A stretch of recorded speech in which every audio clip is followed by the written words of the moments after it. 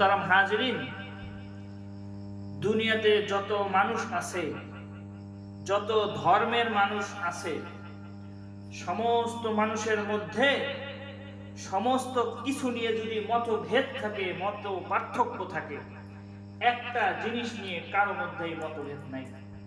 মুহতারাম হাজিরিন, দেখেন দুনিয়াতে হিন্দু, খ্রিস্টান, বৌদ্ধ, মুসলমান যত ধর্মের মানুষ আছে, পৃথিবীতে এমনও মানুষ আছে, এমনও ধর্মের মানুষ আছে যারা কিনা 33 কোটি খোদা মানে, 33 কোটি।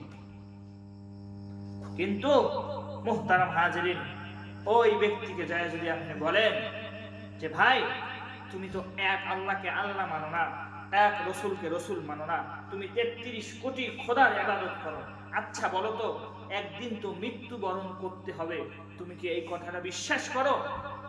সে এক বাক্যে বলে দিবে, হ্যাঁ আমি এটা বিশ্বাস করি, একদিন মৃত্যুবরণ করতেই হবে। এভাবে দুনিয়ার যত মানুষ আছে, নাস্তিক, আস্তিক, কাফের, মুশরিক, হিন্দু, মুসলমান, সবাইকে যদি আপনি এক এক করে প্রশ্ন করেন যে ভাই একদিন মৃত্যুবরণ করতেই হবে, এটা কি তুমি বিশ্বাস করো?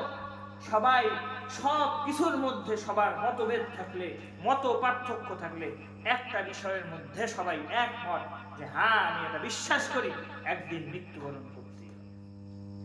কিন্তু এজন্য মুহতারাম হাজিরিন, আসেন মৃত্যু আসার আগেই আপনাকে শুধরাতে হবে।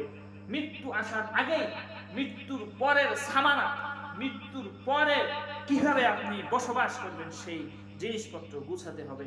এজন্য আসেন আল্লাহ পাক রব্বুল আলামিনের হুকুম মানি, রাসূলের তরিকা অনুযায়ী চলি, দুনিয়াতেও শান্তি, আখিরাতেও আল্লাহ পাক রব্বুল আলামিন শান্তি দান করুন।